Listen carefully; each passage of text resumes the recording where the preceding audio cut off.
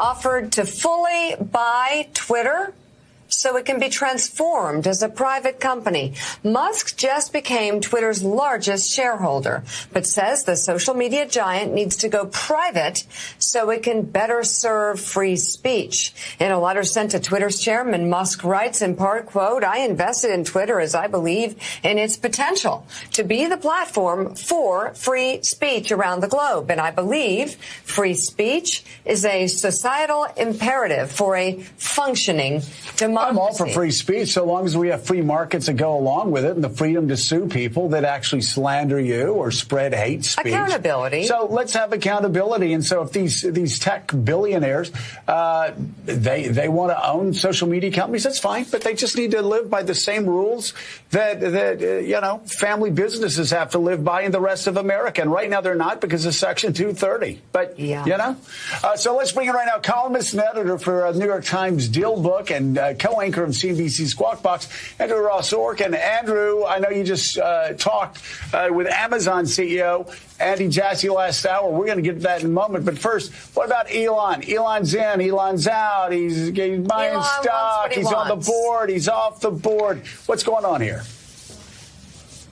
Everybody is at Twitter. We actually talked to Andy Jassy about that from Amazon as well. But look, right now, there's a big question as to whether he can actually finance this offer. So he's put this out in the world, but doesn't mean that he can do it, even though he has $270 billion to his name and Twitter is worth something like $40+ billion.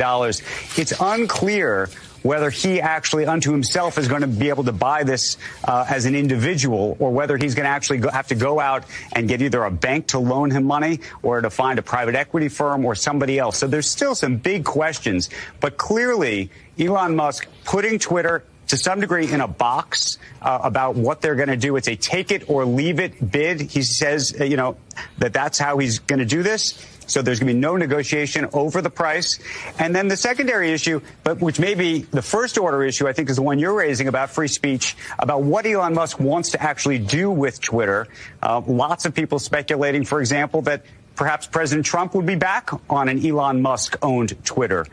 He really believes in a sort of laissez-faire version or view of this, raises question about information, misinformation. So there's going to be a lot of political implications on this as well.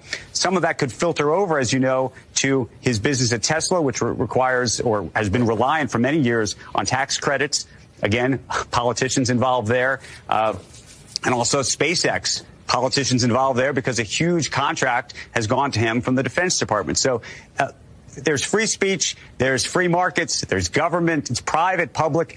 In a way, it's a microcosm of everything. That spread lies about healthcare, that spread lies about elections, election falsehoods, that allows slander. Right.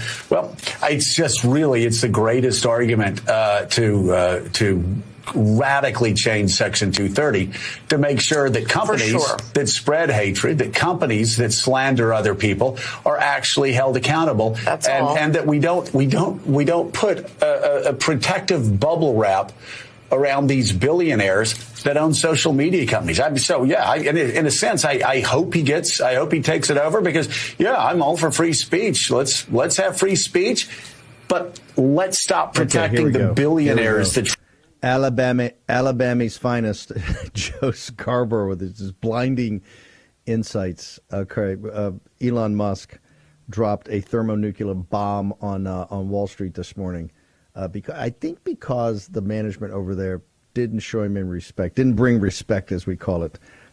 This is not about business. It is about culture. It is about politics. It's about geopolitics, and it's about power. This is a power move. And we'll talk all about the bid and everything. But I want to bring in, there's a couple of folks, and we're starting off, we've had to reorganize the show. We got Jack Posobiec and Darren Beatty and Jason Miller at the top. Now, the first I want to start with, post, and I'm bringing in Darren here in a second, is that the lead story in The Hill today is about McCarthy.